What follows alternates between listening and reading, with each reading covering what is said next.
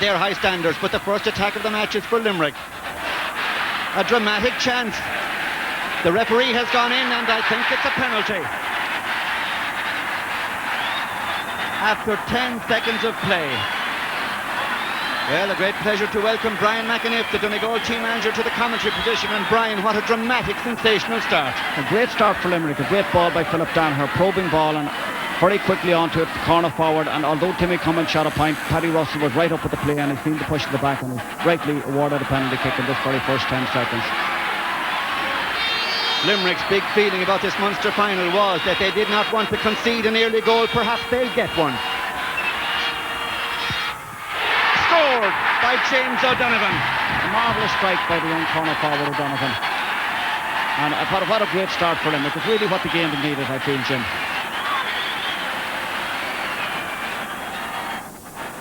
Grand strike there to Charlie Lenigan's top right-hand corner, and although he went full length, he failed to take it.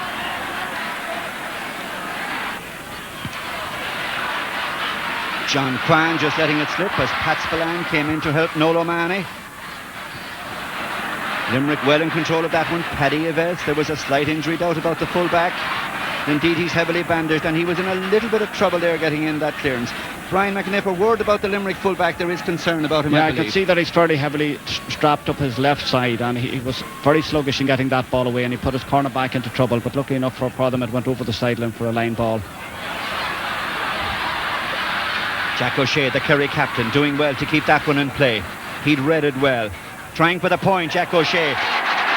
And that was almost a cheeky one, nonchalantly stroking that one over the bar, Jack O'Shea. A marvellous settling point for Kerry, and no better man than Jacko to settle him. I noticed that Jacko and Maurice Fitzgerald have changed. Jacko's at the edge of the square with Maurice taking up a left half forward position.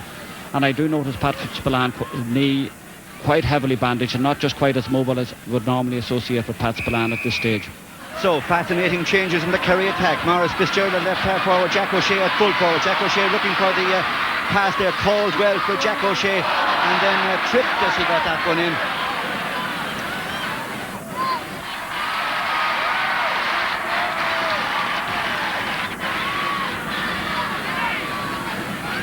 A great cheer went up around Fitzgerald Stadium as Jacko went back into the fray. This is Maurice Fitzgerald, an expert free taker, one of the best in the business.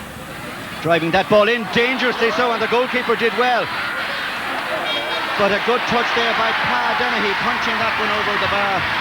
Having the presence of mind to be aware of the change in the rules, you can punch the ball directly over the bar now. A point for Kerry. It might easily, however, have been a goal, but for the vigilance of the Limerick keeper. Yeah, it was an excellent reflex save of the Limerick goalkeeper. He didn't spot the ball coming until very, very late. It took a deflection and all of a sudden he had it, but he didn't get grasp of it. But Pa Dennehy done great work there to take a box point, so rarely seen now in Gaelic football.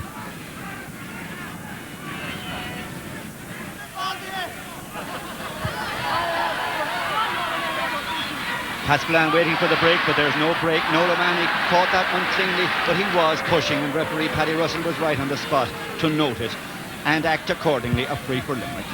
Driven in by John Kwan. Morgan Nick's gone back to cover for Kerry shrewdly as Timmy Cummins takes on Stephen Stack. Trying to go round him when he's outside there. Stephen Stack getting in a timely little interception, but conceding a 45. I noticed at this stage that, Jim, that Timmy Fleming is actually playing out inside his own half, and they've only left the two front runners up there, Kerry.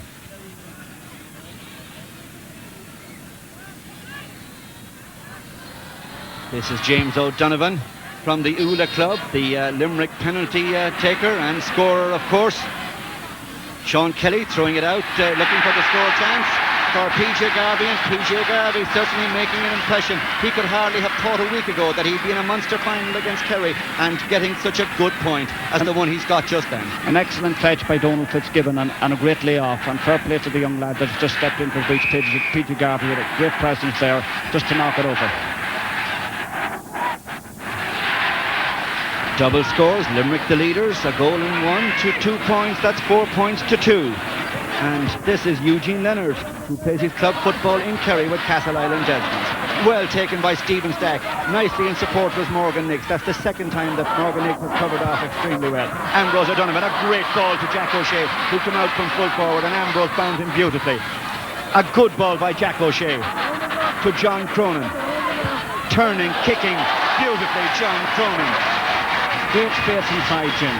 An excellent through ball by Jacko, but the space was left there, and fair play to John Cronin coming in. He had the simplest of tasks of just tapping it over, but it was a fine searching ball by Jacko. There's plenty of space being afforded by the inside forwards of Kerry. They've pulled out the corner forward planning, and with Jacko out, there was a pile of space there. In fact, a goal opportunity could have been there if there had been more support. John Cronin, first to it. The kick out put the Limerick defender Liam Barrett under a bit of pressure.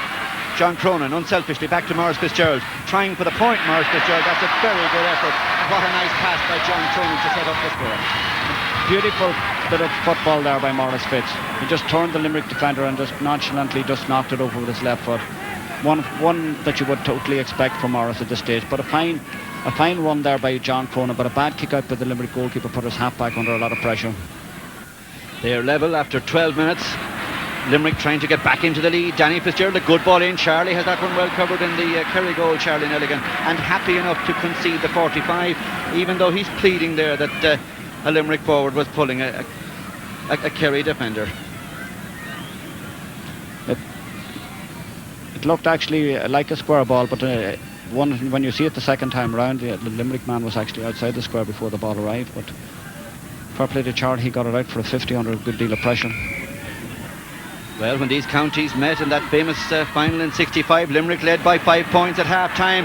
They're back in the lead here again. They got the first goal, a penalty goal, and now they've gone into the lead thanks to that lovely kick by a very, very accurate taker, James O'Donovan.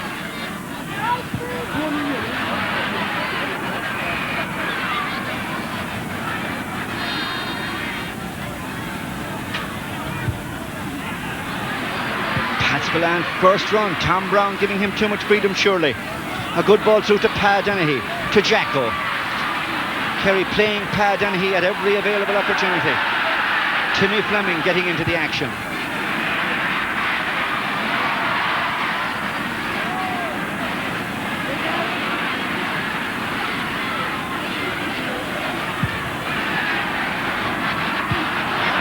Philip Donoghue. Good close control. A little wild with his delivery, but it can still fall for Limerick.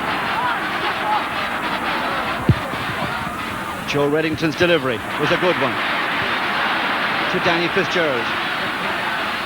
Off the left foot, Danny Fitzgerald. A great drive, and Charlie could do nothing about that one as Limerick came raiding through the field. Yes.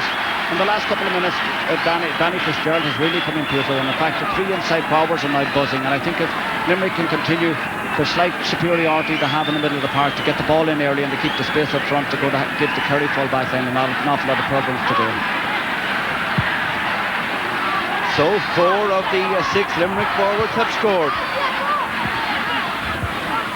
including Sean Kelly, number 10.